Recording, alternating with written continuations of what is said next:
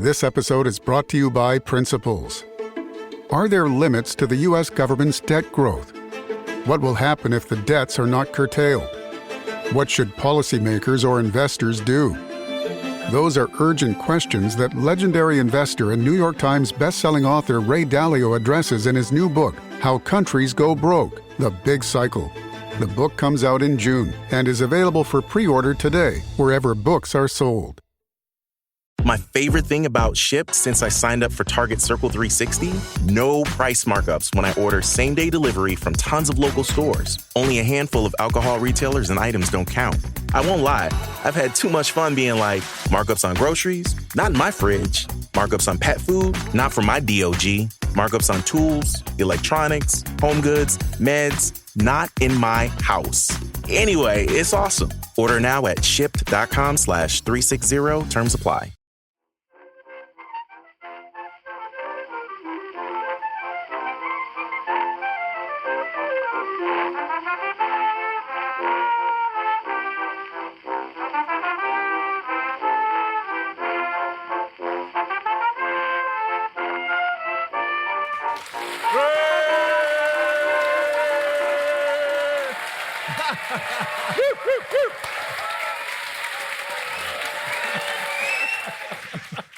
Hello and welcome to Backlisted, the podcast that gives new life to old books. Today, you find us in a sticky beer cellar off the Reeperbahn in Hamburg. The sweat trickling down the insides of our stiff leather trousers. Our hearts full of anticipation about the exciting new beat combo from England that are about to take the stage. I'm John Mitchinson, the publisher of Unbound, the website that brings readers and writers together. And I'm Andy Miller. I'm the author of Year of Reading Dangerously. And joining us today in some kind of, I don't know what we should say, backlisted plus heavy friends. That's the way they would have. Nice. That's the way they would have billed it in the 70s. Are Mark Ellen and David Hepworth. The John and Paul to our George and Ringo. Okay. Yeah. All right, Auntie Flo. David Hepworth, ladies and gentlemen, pay very careful attention to what I'm about to say, was born on July the 27th, 1950. But that's today! Hey! Happy birthday To you. Happy birthday to you. Happy birthday, dear David. Happy birthday to you.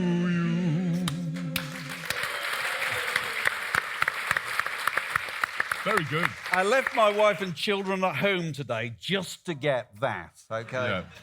According to David, this makes him 12 when the Beatles first came along, and still an attractively boyish 19 when they broke up. And that, as far as pop music is concerned, is the winning ticket in the lottery of life. It is. He began writing for the music papers in the 1970s. During the 80s and 90s, he was the editorial director of the publisher of magazines such as Smash Hits, Q, Mojo, while also presenting Whistle Test and, of course, Live Aid, where he was sworn at by Bob Geldof. David, were you happy with how you were depicted in Queen's film Bohemian Rhapsody? I'm the only person in the UK who's not seen the film, so you can, make of that what you will. A lot of people thought it was Timmy Mallet. Yeah. Contact your lawyers would be my Yeah. His best-selling books include 1971, Never a Dull Moment, and a fabulous creation, How the LP Saved Our Lives. Also here today, Mr. Mark Ellen. Mark spent his teenage years sitting in fields at the feet of hairy rock voyagers such as Atomic Rooster and Wishbone Ash. And knew no better than to admire them. He was editor-in-chief at the publishers EMAP, edited Smash Hits, Q, Select, and The Word, worked for BBC Television and Radio and for VH1. His very funny memoir, Rockstars Stole My Life, was published a few years ago, and he now writes, and he says, witters about a range of stuff, but mainly music. And, John, what are we here to discuss today with these eminence grise? We are here to discuss today books by or about the Beatles. The way we approached this was to get everybody to select a book that they wanted to talk about. It may not be their favourite Beatles book, but it's a book that they can talk about. I'm going to talk about this tiny little pamphlet that I had the pleasure to be the UK publisher for back in 2000, the Beatles Anthology. Mark, what book will you be talking about? I'm going to be talking about Revolution in the Head by Ian MacDonald. Superb book that came out in 1994. Thoroughly recommended. David, what book will you be talking I'm going to be talking about Love Me Do, The Beatles' Progress by Michael Braun, which was written in 1964 at the height of Beatlemania. And And I you, shall be Andy. talking a bit about Joe Orton's unproduced script that he wrote for the Beatles called Up Against It, one of the foulest, and that was sent back to him with not even with a note saying thank you for your work. But before we do that, we were all slightly worried that, I don't know if you can imagine a world without the Beatles in it, but we were a bit worried that some of you might not have heard of the Beatles. Because we did a podcast here last year about the poet Philip Larkin, and several members of the audience seemed not only never to have heard of Philip Larkin at a literary festival, Yes. but were really angry by what they were told. There was a bloke sitting where you are, sir, who every time some poetry by Philip Larkin came over the PA, he just went, oh, Tut, he just tutted. for fuck's sake. Anyway, we don't want to repeat of that. So what I've done is I've prepared, with the help of Frank Sidebottom. How many people here have heard of Frank Sidebottom? Great. So I've prepared just a minute's presentation. Okay? So Nick, when you're ready, roll the...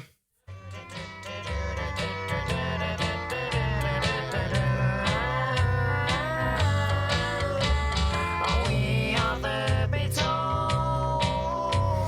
that are thought of us, direct from Liverpool.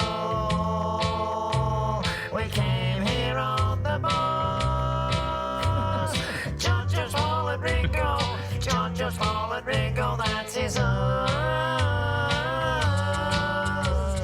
George plays electric guitar. Ringo has loads of rings. John plays another guitar. And Paul McCartney sings. But then one day we broke up and Paul McCartney formed Wings. You know he did. He really did.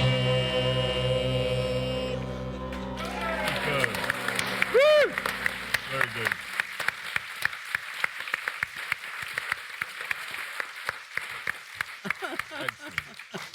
That's good. That's the ground is now set. Thank you. Yes.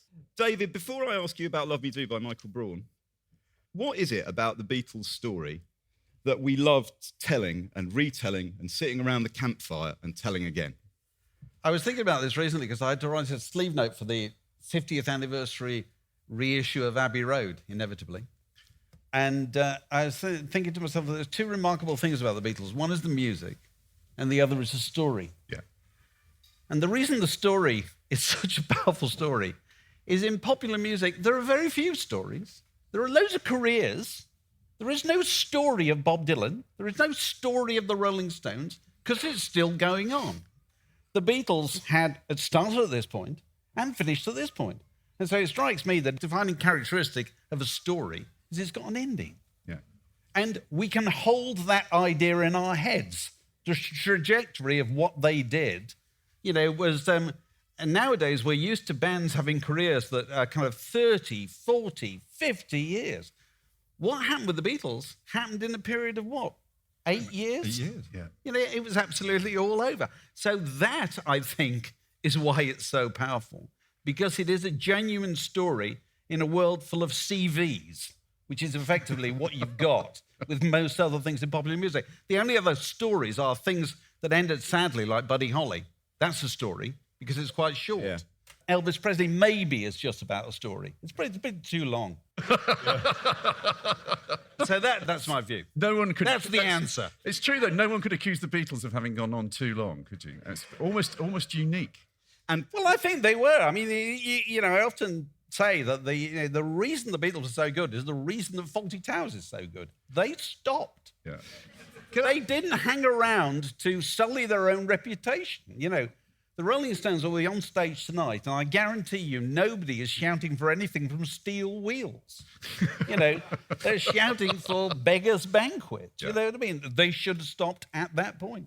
Can I just add one thing to that? I think one of the part of the appeal of the Beatles is that they're preserved forever, for eternity, in the idea of youth. Yeah. You know, the eldest Beatle would have been how old? 28, 29 when the Beatles split up? I think George Harrison was only just 27 when it was all over. That's right. And therefore their music, when you think of pictures of the Beatles, they're forever captured as being young. I think that's a big part of it. It doesn't date. It seems to be youth. It's about exuberance. It's about optimism. It's about that eternal feeling that everything's possible, everything's colourful, everything's moving forward. That's the thing that's and there was struck me- nothing, as you say, to kind of dampen that. at the That's end. the thing that struck me looking at the Abbey Road cover. You know, it's 4 blokes in their late 20s leaving work for the last time, having done it. Yeah. You know what I mean? The end. And this beautiful summer day. Yeah. And that's a huge part of their appeal. We're going to be recreating that as well. Like, obviously, the story is really well mapped. There are books about every possible piece of Beatles kit where they played. You know, what was it like when that didn't exist? There wasn't the internet. There wasn't an industry of books. I was talking about this yesterday.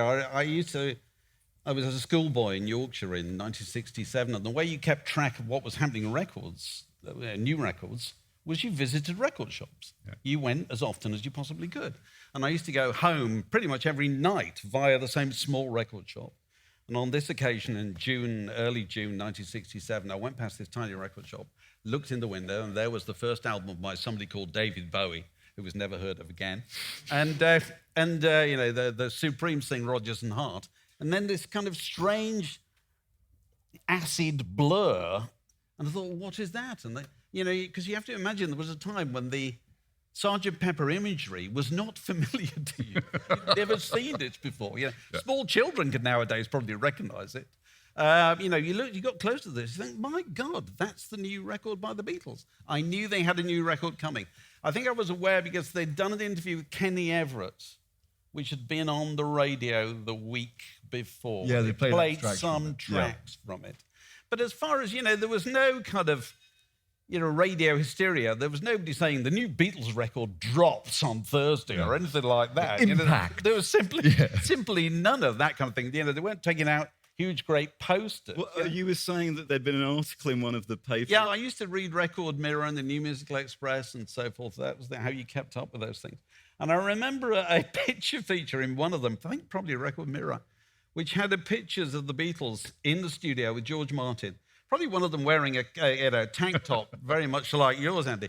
And you know, some of them wearing kind of capes and so forth. Yeah. And the line, I'll never forgot this, underneath said, "No, don't worry, EMI haven't let the gypsies into their studio. Those are the Beatles. Those are the Beatles making, you know, 'cause their moustaches new and so forth, making their new record." And the other thing you used to get at the time was the record reviews in the music press, which were fantastically behind the beat. Well, they were all track by track, weren't they? Yeah, and so you get the guy from the Melody Maker. I can still remember, although I wouldn't have probably read it at the time because I was about 12 when it came out. But, you know, and he would go through each track, and they thought the point of pop music then was to see how danceable it was. Yes. Can you take this home and dance to it? Yeah. Girls, mostly. Yeah. And I can still remember him talking about Lovely Rita, and he said it has a nice jog beat. Jog beat. It's the idea, you know, and so he's gone through things. I got very confused by A Day in the Life. I thought that was quite hard to cut a rug to. Yeah. You know, you'd be sitting there dancing in your bedroom and think, what the hell is this, you know?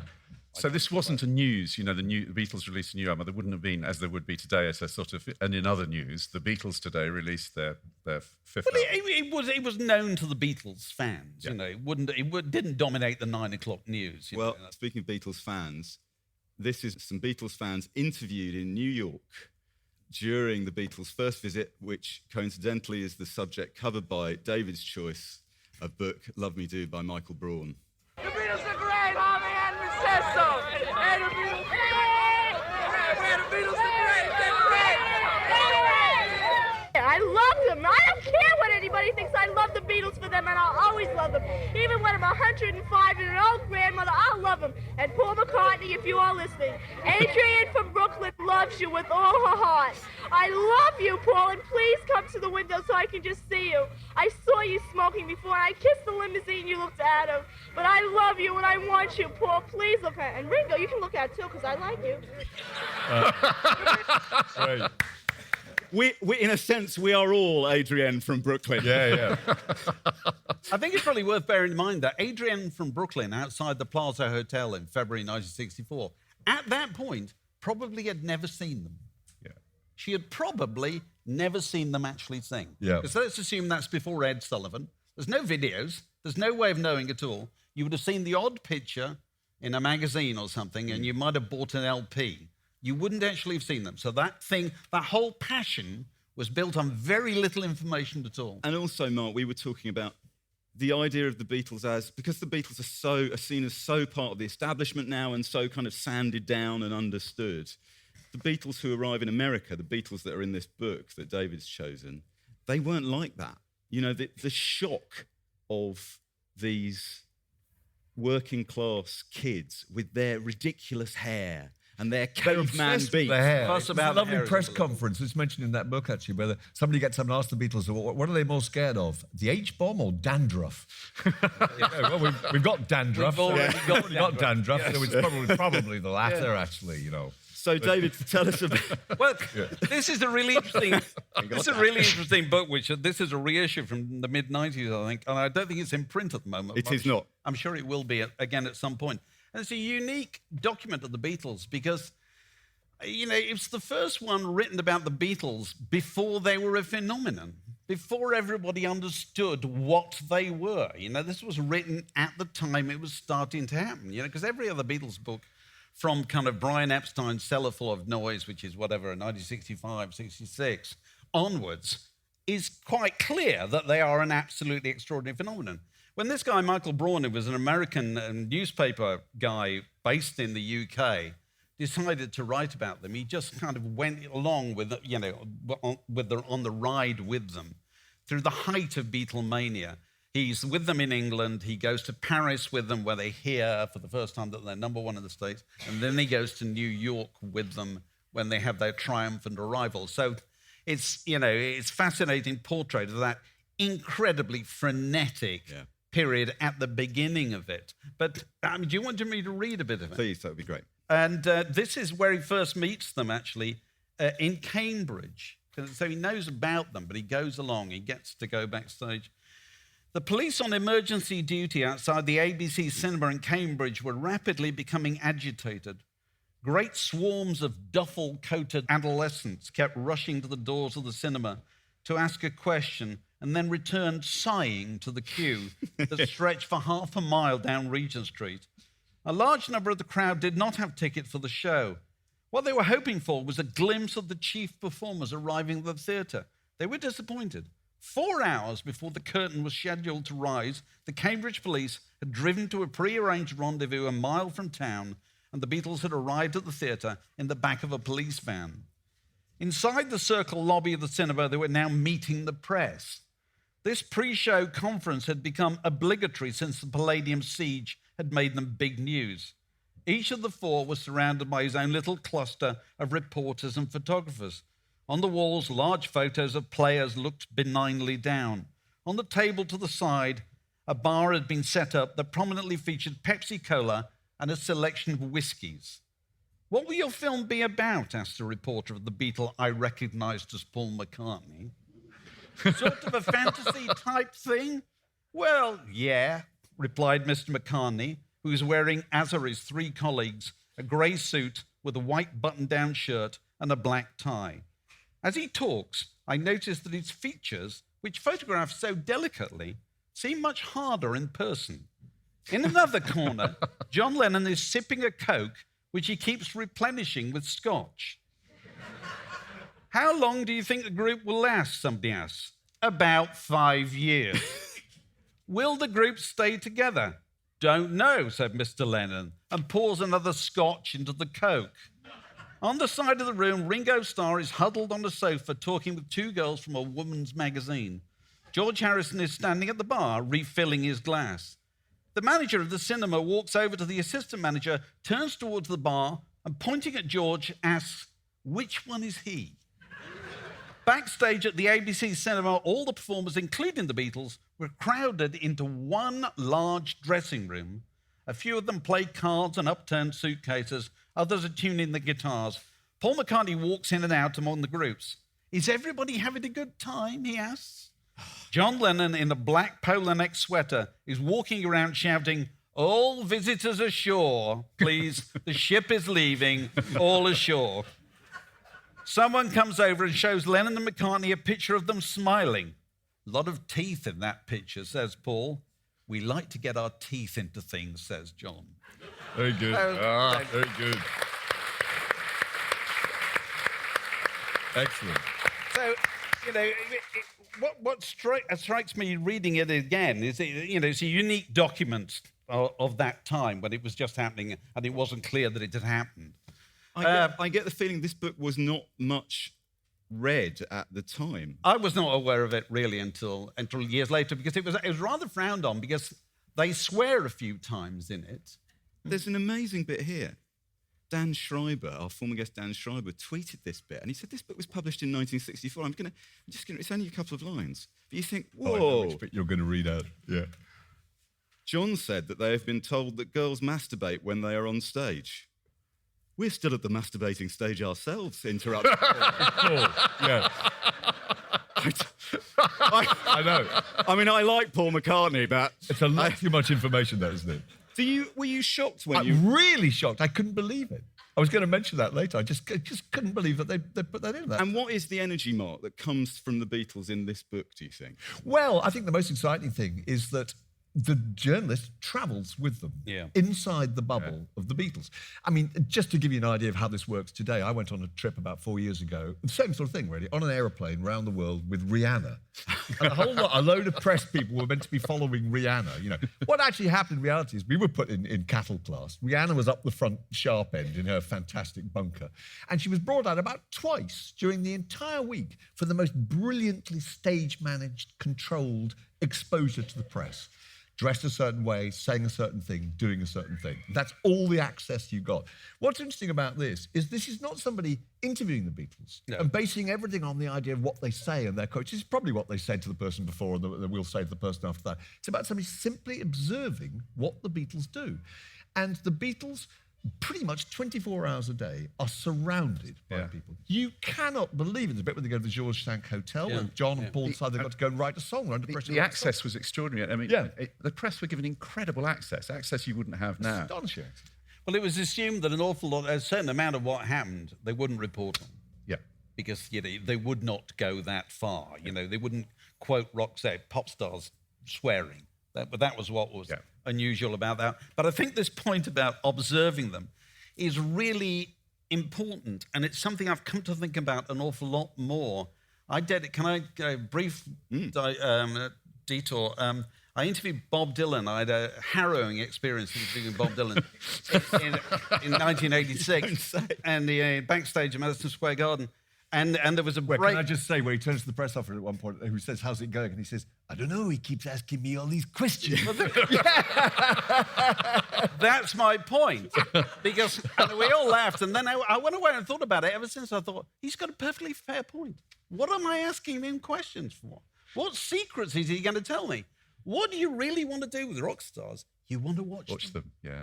You want to be close to them. You want to see how they interact with each other. And that's what's really good about that book. It's a really good portrait of how they function as this group of people who are under immense pressure but could still rely on each other and kind of loved each other, but were also not above being disrespectful to each other. Yeah. They had a unique dynamic that no group had had before. Going back to your original point, David, one of the things that I think about why this story, it becomes the archetype, doesn't it? They kind of set the archetype for the band, the kind of how four people can create incredible, probably the most concentrated period of creativity of any band. Yeah. And how the closeness begins to fall apart. They break up, musical differences, wives and girlfriends. But it's almost like it's like a sort of Arthurian myth cycle about fame and the effects of fame and ridiculous fame. There's no other band that can really do anything without reference back to the Beatles. I often think the Beatles, a wonderful group though they are, were not a benign influence at all. Because really the Beatles made everybody think they could write their own songs. Yes. And we all have the scars to prove that they couldn't. There are very few groups who can write their own songs. They can do it. Sgt. Pepper's a good example. Everyone thought, we better do a Sgt. could do a Pepper. concept And the result album. of that was their Satanic Majesty's Request. And I love that record. well, you're the got guy the who tank built it. top. Fair enough. Yeah. Mark, you were saying about the way the Beatles are portrayed in Love Me Do. They're in the first flush of fame. They're being written about. They've got ways of dealing with the press. When you were editor of Q, you commissioned the late and great Tom Hibbert to run a feature called Who the Hell? Who the hell was it? Those Was it Ringo Starr, that one? Yeah. Yes. It was amazingly funny that Tom, presumably under the guise of a normal interview, would go in and just ask them straight questions. Wouldn't even ask questions. Often he just had a siege tactic where he'd go in and say, so, you're number one. And then as if, and what does that matter? And the person would be so kind of freaked out, they would just start tumbling this stuff out. So you heard how sweet Ringo sounded, right, in 1964. Yeah. 30 years later, Mark sends Tom Hibbert to interview Ringo about the release of his new record. Ringo takes this opportunity to tell me what a great musician he is and how his new LP is really jolly good, and everything until I interrupt to suggest that however good his new LP is, it can hardly hope to top Abbey Road, can it? That's low, isn't it? It's a low shot. It's a low shot. That really is. I'm just going to read Ringo's answer. So I'll start in the voice, and then when it goes, I'll go, what? As an album? My album can't beat the Abbey Road album as an album. That, in a nutshell, is what I was driving at. Well, the so-called B-side of Abbey Road is one of my favourite sides, the one with bathroom window and polythene pan, but just by chance I was re-listening to Sgt. Pepper the other day, and that's a fine album too. In fact, it's a bloody marvellous album. It's a bloody fine album, and the White Album was great because we were like a band, and the first album took 12 hours to put down, so that was an achievement, so I don't know what you're talking about. That was 30 years ago, man. I'm still making records, and you can hear that I'm a great musician on the new record, Time Takes Time, if you can ever be bothered to listen to it. This is an actual bloody legend in front of you. I'm not expecting you to comb the bloody legend's hair, but if you could mention the new LP, that would be great. Oh, great. Does he say peace and love? Yeah, peace and love. Peace and love with peace and love. So on Backlisted, to borrow a Danny Bakerism, we have the show's only Beatles record, which was a big hit with listeners when we played it back in episode 9 or something. So we're going to listen to that now. I'm going to ask you, Beatles quiz, which writer and famous toff is singing this version of Maxwell's Silver Hammer? Oh, no. Joan was quizzical, studied metaphysical science in the home. All alone at night with a test tube. Maxwell Edison, majoring in medicine, called her on the phone. Can I take you out to the pictures, Joe? As she's getting ready to go, a noise comes at the door. Bang, bang, Maxwell's silver hammer came down upon her head. Bang, bang, Maxwell's silver hammer made sure that she was dead. Incredibly, you can get that for free now. Go on. So, does anybody know who that was? Does I anyone don't know. Anyone know who that was? Anyone? Boris Johnson, did someone say? It wasn't Boris Johnson. Who? Barbara Cartland. Wasn't Barbara Cartland. It was Peter Cook. It was Jessica Mitford Right. in her role as lead singer of Decca and the Dectones. Oh, right. And that allows me to segue appallingly into your choice of book, John. So you've chosen the Beatles anthology by the Beatles. Tell us why. Well, I had to choose it because I published it back in 2000. And the act of publishing it was a feat. I mean, a remarkable thing. This is the Beatles in their own words. It is as close as you will ever get to the Beatles' own autobiography.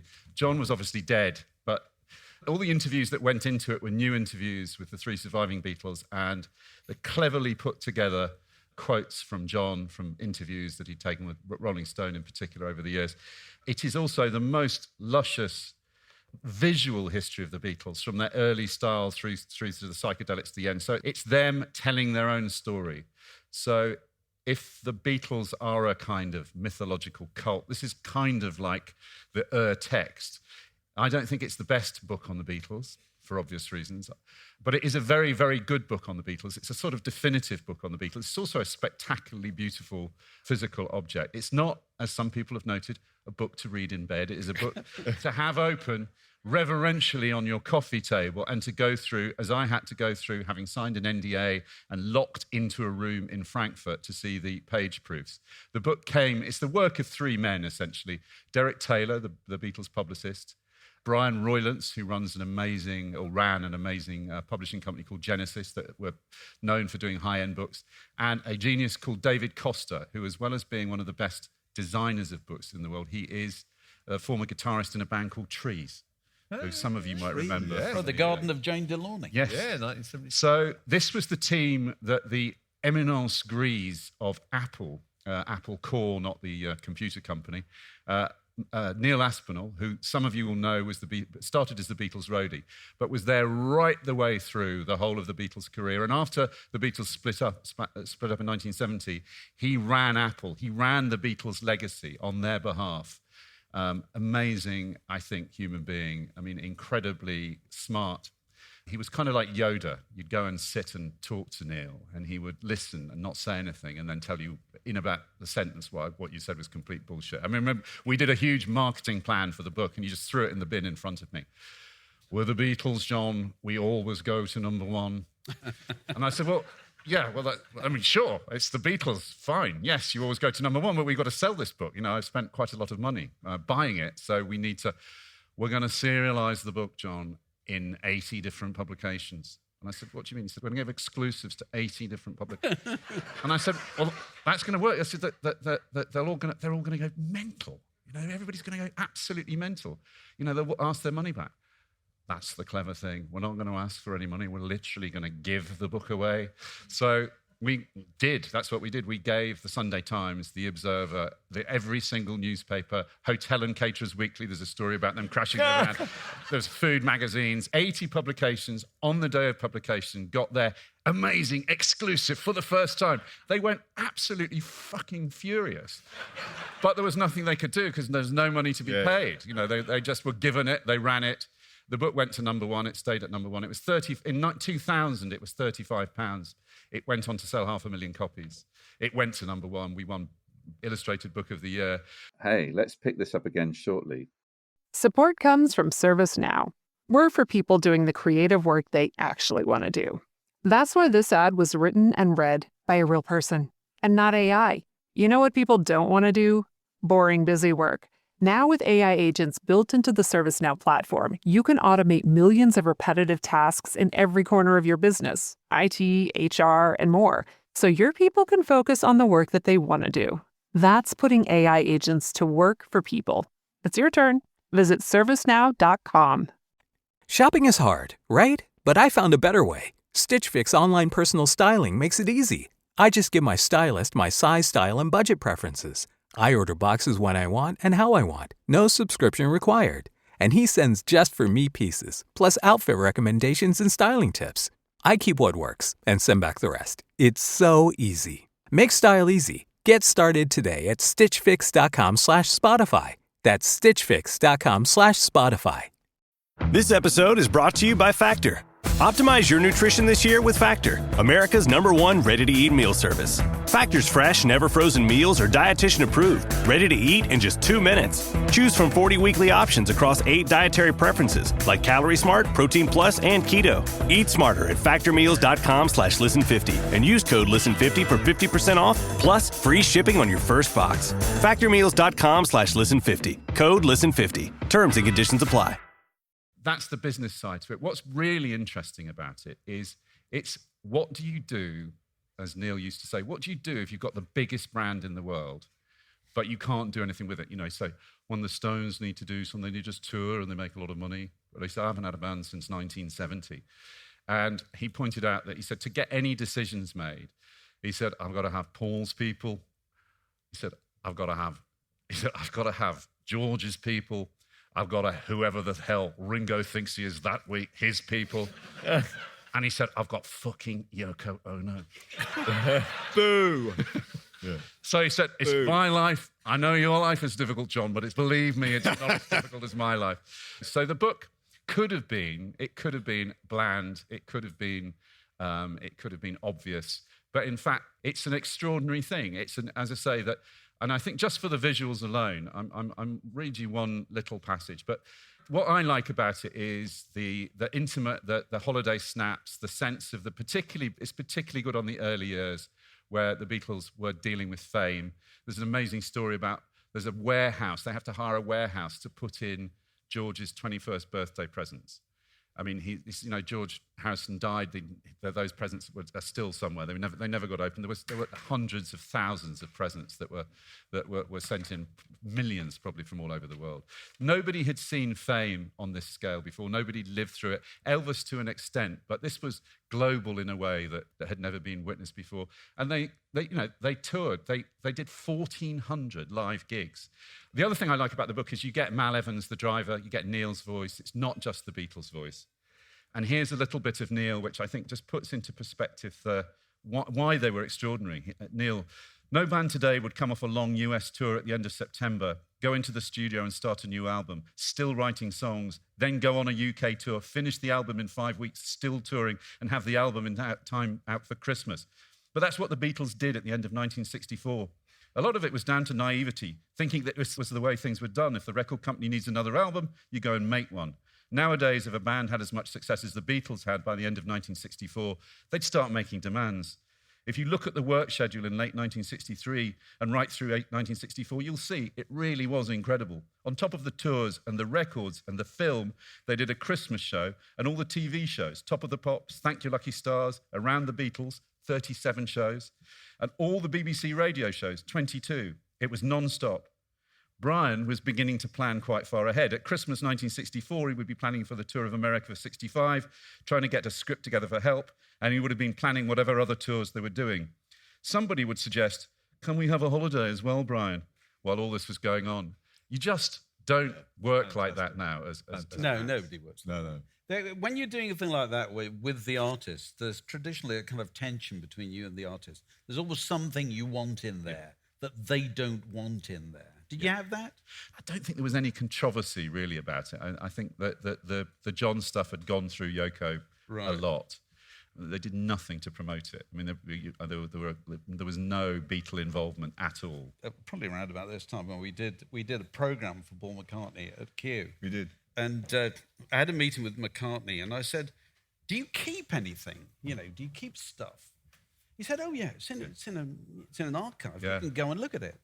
And so I was given, access to this place in the East End in Hackney, I think it was, most of which was given over to Charles Saatchi's art collection. And the rest of it was Paul McCartney's collection, which had the keys to the city of every city in the United States, you know what I mean? Millions of gold discs and early letters from his bank manager in Liverpool, pointing out that the money from EMI, like £40, had come in. Don't spend it all at once because there might not be any more. And there was his Sergeant Pepper jacket was there, all kept. And this is quite a long time ago, which must have been added to enormously since. I mean, there was some plan. David Costa really wanted to do all the memorabilia. There's a lot of this sort of photo got drafted into the book. And you're talking about the Abbey Road. It's one of my favourite pages in the book. Yeah. It's just them before, during, and after the Abbey Road shoot. And there's a sort of a sadness creeps into the imagery that the very early kind of happy shots are replaced more and more by sort of four men, obviously not getting on. That's a great photo as well with them all. I want to segue into Mark's book next. What I'm interested in about the anthology now, the whole project, the records, the DVDs, the TV series, this book, it seems in retrospect they are very of the 1990s. That the Beatles have this very particular resurgence in the mid-90s. Yes. Partly perhaps generational. It's partly because of the Beatles. It's partly because of Britpop, which, as John Harris says in his book, if you want to understand one of the reasons why Britpop happened, it's because everyone who was born in the late 60s grew up with the 60s myth and wanted their own 60s. Yeah. And there you have, each generation gets the Beatles it deserves, right? You know which group I mean. But also, the book you've chosen, Mark, Ian MacDonald's Revolution in the Head, that was published at the same kind of time. And that seemed to me one of those lucky publishing moments that the right book hit the right audience at the right time. Yeah, absolutely right. I mean, it came out in 1994. And the thing that really struck me, Ian MacDonald was an NME writer and a kind of scholar and a musician, actually. Incredibly interesting and original guy. His idea was that up till then, most of what we knew about the Beatles was biography. It was about people looking at their cultural relevance and their social impact, what they did in their lives. And he thought that what needed to be addressed was the fundamental foundation of the entire Beatles empire upon which it's all built, which is, of course, the astonishing level of ambition, of experiment, of invention that went into their music. The book is entirely about the music. It's about the 188 songs that they released, and it looks at them in the order in which they're recorded in a self-contained item. So you look at each song, you look at the influence on that song, where the lyric idea came from, where the chord structures came from, who the main composer was, how that song evolved in the studio, the sound effects that were dumped onto it. I think it changes the way you look at that music. Yeah. How many people in the audience have read Revolution in the Head? It's amazing. Quite a few. Would we say it's an amazing book? Yeah. Yeah, I think it's an incredible book. It is. Paul McCartney, not a big fan. No, McCartney's not a big fan. No. So what he tells you, I'm just going to read a bit in a second. What he tells you is again, just extraordinary details. He gets across the extra mile that the Beatles went to, musically, lyrically, the amount of thought and effort, which is what makes it so enduring. He talks at one point about the Beatles are two contradicting things at once, a unique mixture of comfortingly safe and exhilaratingly strange, which is a brilliant idea. Yeah. It gets across their accessibility and their reassuring nature and their commercial nature, and also what makes them enduring. You want to go back. And this is a really good example. Here he is talking about I Am the Walrus. He said, at home in Weybridge, around this time, Lennon was prodding about on his piano when he heard the droning two-note siren of a police car in the distance. Whether or not as a symbol of mean-spirited authority, he instantly absorbed a semitonal seesaw into an obsessive musical structure built around a perpetually ascending, descending MC Escher staircase of all the natural major chords. It's a brilliant idea, the MC Escher staircase. The most unorthodox and totally ambiguous sequence he ever devised. The words took longer to come, arriving over several acid-heightened weekends and passing through a number of phases.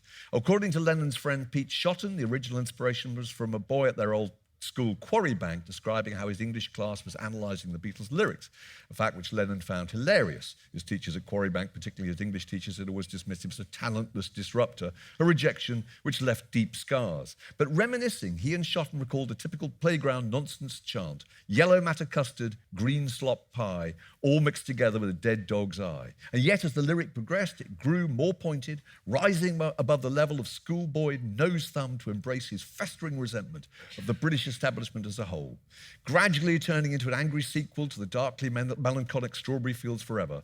I Am the Walrus became its author's ultimate anti-institutional rant, a damn you England tirade with blasts that blast education, art, culture, law, order, class, religion, and even sense itself. The hurt teenager's revenge on his expert schoolmasters, I'm crying, broadens into a surreal onslaught on a straight society in general, an anti-litany of smiling pigs in a sty, city policemen in a row, corporation vans, and the guardians of conventional morality, beating up a fellow psychedelic rebel, the opium-addicted surrealist Edgar Allan Poe. A trace of the more peaceably philosophical Lennon remains in the song's opening line, but the rest is pure invective.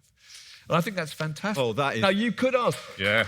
You could say he's reading too much into it. It's meant to be kind of, it's meant to be kind of just nonsense lyric. But the idea that that is what it could possibly have meant and that that's what Lennon put into it, I think is absolutely astonishing. And the other thing the book mentions throughout is this level of coalition, of cooperation, of the way they work, which I think is so fantastic. There is no back line in the Beatles. It's John, Paul, George, and Ringo. It's not, even the Rolling Stones, that people are thinking, who are those two guys at the back, and are they as important as the ones at the front? Everybody appreciates when the Beatles wrote a song, it was what each of them brought to that song that made it so And it was the record, not the song. It's the record. People say they're great songwriters. Of course they're great songwriters, but what makes the Beatles record so fantastic is the Beatles. It's the combination of their harmonies. This is the fallacy interplay. with Yesterday, the Richard Curtis film. Yeah. Well, the idea that if the world had forgotten the Beatles, but we had all their songs written down, we could somehow conjure up the Beatles. Yeah. No. What made the Beatles magical was the Beatles. Yeah. Those four personalities. The genius of the Beatles is as much in twist and shout as it is in I Am the Walrus. I was once in Abbey Road and George Martin played me just the bass and drum tracks to Something and Come Together in separation, in isolation. And they're absolutely phenomenal. And these were by two people who were not contributors to writing the song. They're simply helping arrange it. Without those elements, you cannot imagine it. One thing worth adding about the Ian MacDonald book is he is almost unique in kind of Beatles scholars in that he's equally respectful of the early stuff as he is of the strange psychedelic stuff. You say, I just want to raise the point. One of the things I think is so great about Revolution in the Head, and it really needles people, Revolution in the Head.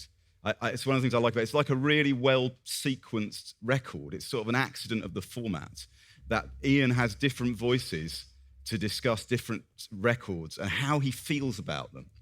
And one of the things that, for instance, I think Paul McCartney didn't like about this book is when Ian thought something was crap, he said it was crap, right?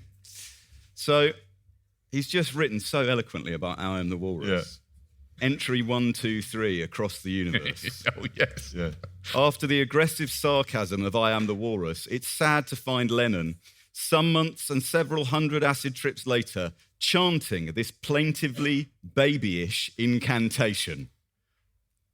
While a Beatle, Lennon was rarely boring, but he made an unwanted exception with this track. And that's across the universe. Yeah. One of the things that's really puzzling about the book and McCartney's reaction to it, Paul comes out of the book, if anything, better than Lennon, I think. Yes, there are some taste moments, Maxwell Silverhammer being one of them, but I think he's incredibly fair to the talents of McCartney. I mean, I think he says, at numerous points that John Lennon's post-Beatles output didn't measure up to much. That sense of Lennon being the leader of the band and Paul taking over, and the final released album, the Abbey Road, and the long medley, that sense, he captures that brilliant, MacDonald, I think better than anybody, the inner drama of what's going on. Have any of you read Barry Miles's authorised biography of McCartney many years from now? Yes, I have, yeah. Years ago. A mate of mine read that and said in the ultimate review of that book, I spent the whole book going, it's all right, mate, relax, you're Paul McCartney. Yeah. Well, it spends the whole book going, well, I think this one was, 60% me and 40% John. Let me tell you that Neil Aspinall were about to win the Illustrated Book of the Year, and Faber have brought out a book called Blackbird, a Faber poetry book, Blackbird by Paul McCartney, which is a couple of shit poems, and then Beatles lyrics. So now I said, Neil, what's Paul up to? And it took a long time, as Mrs. Bond, he said, who wrote the Beatles songs, John? And I said, well, Lennon and McCartney. There's another long pause. And I said, what? You mean, he's only put the lyrics in that he actually wrote. I said, but we all know that. Does you really mean that it's still that important? He actually will publish a volume of poetry that people know, I wrote this one. And he just looked at me and said, welcome to my world. Well, there was a time when he was trying to get into McCartney-Lennon, wasn't it? He was trying to change it. And then spent the whole time going, what? What? Yeah, I know. Couldn't understand why people were going, what, leave it. Yeah. Leave it, I Paul. love that business, though, about Neil Aspinall, about the courtiers. of the Beatles. I think that they're so interesting. These people who dedicated their lives to trying to keep the peace. Because you dealt with Derek Taylor, didn't you? Oh, great kind of PR. Amazing. Derek Taylor, the most who wrote the fantastic book, which we probably don't have time to discuss, actually, called As Time Goes By. Right. Wonderfully One of the great. I think that is my favourite Beatles. It's a fantastic book, and he's sort of sounds a bit like James Mason. Yes. And I was doing the Q magazine had an annual awards show, which I think it still does. And I was trying to get the Beatles back together for this. Let's aim high. Let's aim high. You know, George, Ringo, and Paul are going to come to this event. I spent 4 months, and I have every single document from my conversations with Derek. And at the very end of it, it's brilliant. He said me that I recorded this answer phone message. It was so funny. And I'd never met him during this time. And he sent me this thing that he talked for about 2 minutes. You know, you could tell he'd had a large gin and tonic. And he said, dear boy, I have so enjoyed our communications, but I feel I must convey to you that George rather detests show business. He would prefer to stay at home, and there's no way that I can get him to attend your illustrious event or get him on the end of any other kind of technological device like some sort of satellite link in order to participate. But I have so enjoyed this, and I hope we do meet when this whole bloody war is over. I thought, that is fantastic. It's a great name for a book, When This Bloody War Is Over. It's a marvellous man. These people, who were just dealt with them for 50 years. There's a lovely story in the anthology where he's auditioning for the job as the Beatles publicist, and he writes a press release in the voice of George Harrison about George's dad stays in Liverpool and continues to drive. My dad stayed in Liverpool, the big green jobs. And then Harrison really interrogates him and says, what's a big green job? And he said, a bus. Yeah. He said, I've never heard anybody call a bus a big green job. And he basically admits that he made it up. And he said, you got the job.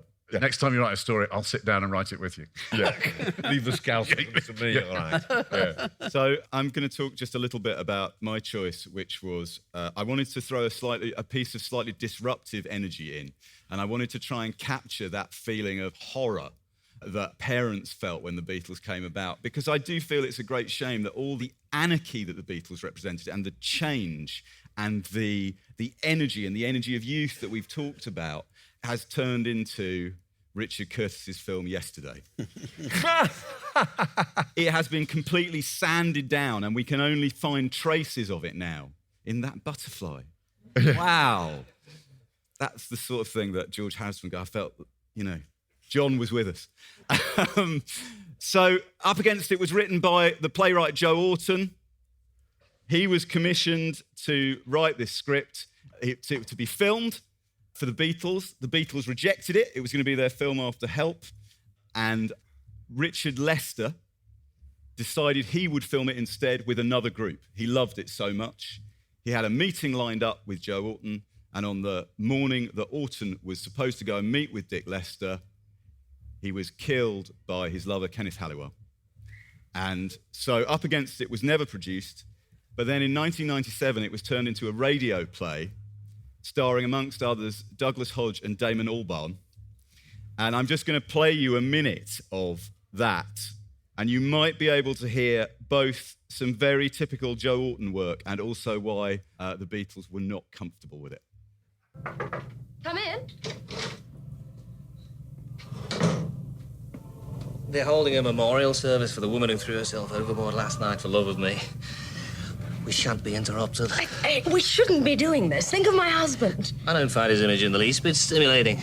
I'd rather feel you all over.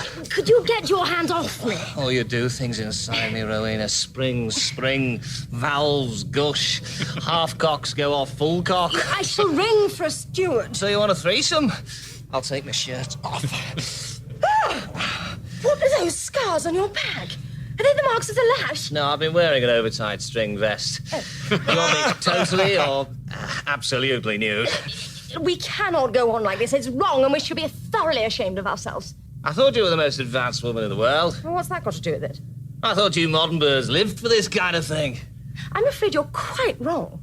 Get out of my cabin, or I shall call my husband. Come on, McFarlane! I know you're in there! Too late. He knows we're in here. Round of applause. Come on, that's never been applauded before. Yeah. And I just wanted to bring a bit of dark Orton energy to the party to disrupt the heteronormative discussion of the blokishness of the Beatles. This is a thing that's been foisted on them belatedly, right? Like blokes like us, in fact, as we catalogue all the guitars they played and we want to know every bass squeak that happened. Actually, we have to remember that what the Beatles represented, as you said, Mark, is youth. Youth. They were against the establishment. And Orton has the great good luck to die before he gets old. So he's that permanent figure. I'll just read you from his scurrilous diaries, his first meeting with the Beatles. I arrived in Belgravia at 10 minutes to 8. I rang the bell and an old man entered. He seemed surprised to see me. Is this Brian Epstein's house? I said. Yes, sir, he said, and led the way to the hall. I suddenly realised that the man was a butler. I'd never seen one before. He took me into a room and said in a loud voice, Mr. Orton. Everybody looked up and stood to their feet. I was introduced to one or two people and Paul McCartney. He was just as the photographs, only he'd grown a moustache. His hair was shorter too. He was playing the latest Beatles record, Penny Lane. I like it very much. Then he played the other side, Strawberry Fields Forever. I didn't like this as much. The only thing I get from the theatre, Paul M. said, is a sore arse. He said Luke was the only player he hadn't wanted to leave before the end. I'd have liked a bit more, he said. We talked of the theatre. I said that compared with the pop scene, the theatre was square. The theatre started going downhill when Queen Victoria knighted Henry Irving, I said. Too fucking respectable. We talked of drugs, of LSD. The drug, not the money, I said. After a while, I came over tired and decided to go home. And then they talk about the bread, and that's it. I think if you love Orton and you love the Beatles, you know, the idea of the what ifs, what if they had made this film, this sexually explicit, disruptive, dark thing, where there weren't even parts for 4 of them. Orton had only written 3 because he couldn't be bothered to give anything to Ringo. It's true, unfortunate but true. It sort of has an appeal. You know, that it was adapted for a stage musical by Ed Barton, is that right? Ed Ball of the Times. It was adapted by Ed Ball of the Times, and Todd Rundgren wrote an off-Broadway musical. It's 2 hours long and shit. Yeah. I listened to the whole thing before coming into this to see if I could find a clip to use. But have you, any of you, it's fine to say no, have any of you read this? Or I haven't read it, but I haven't. John Lahr wrote an introduction to the kind of reissue it. Orton is quoted as saying that he'd been speaking to Epstein, and Epstein said it's fine as long as it's not got anything kind of controversial in it.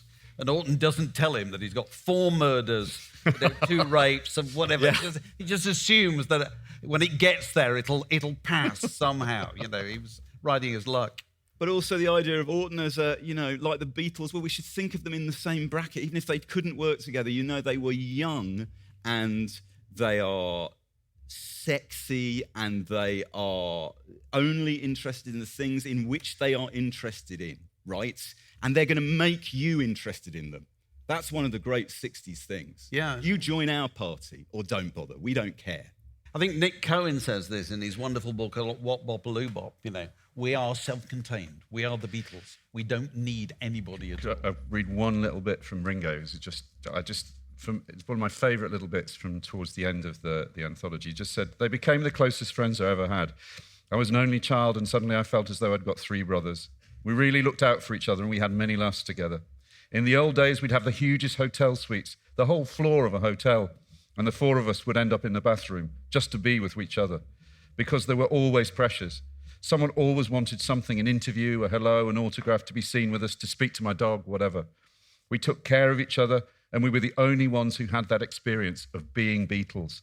No one else knew what that's like. Even today, when the 3 of us get together, Paul and George are the only 2 who look at me like I am, not with the view, he's that and a Beatle.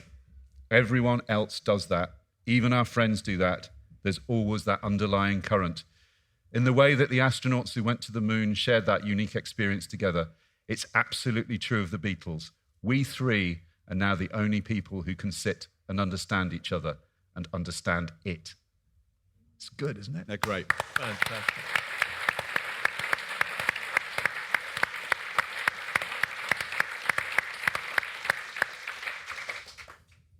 So, unlike the Beatles themselves, we must bring this madness to an end without acrimony, lawsuits, a national outpouring of grief, and for fuck's sake, ebony and ivory. Thanks to David and Mark, to our very own George Martin, Nicky Birch, and to Unbound for booking us in Hamburg. And thank you for the audience for making this a very special occasion. You can download all 99, the magic number for any Beatles podcast, 99 of our shows, plus follow links, clips, and suggestions for further reading by visiting our website at backlisted.fm. We're always pleased if you contact us on Twitter, Facebook, or Boundless. I'd like to say 3 more things and then we'll wrap up. The first thing is I'm playing a gig at the 100 Club on Monday, the 23rd of September, where me and a band of like-minded idiots will be playing Abbey Road in its entirety from beginning to end. Woo! Yeah. And bang, bang. And we are doing it for the National Literacy Trust. We've already raised a couple of grand and we're hoping to hit 5 grand because that's what it's all about, helping people read, not gratifying my ego. No way, no way. Our next episode of Backlisted is our 100th. John, who is our guest? Sir Philip Pullman. So we're very excited. So we went up to Oxford last week and we spoke with Philip Pullman for about an hour and a half about Robert Burton's 1,400-page masterpiece from 1621. The Anatomy of Melancholy. Because it's backlisted. But we still managed to play that version of Maxwell's Silver Hammer. No, we didn't, don't worry. And finally, I think we'd like to thank David, thank Mark. Thank you.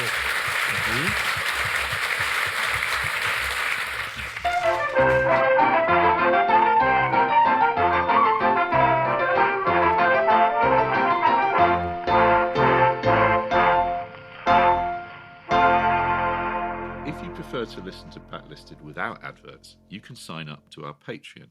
It's www.patreon.com/backlisted.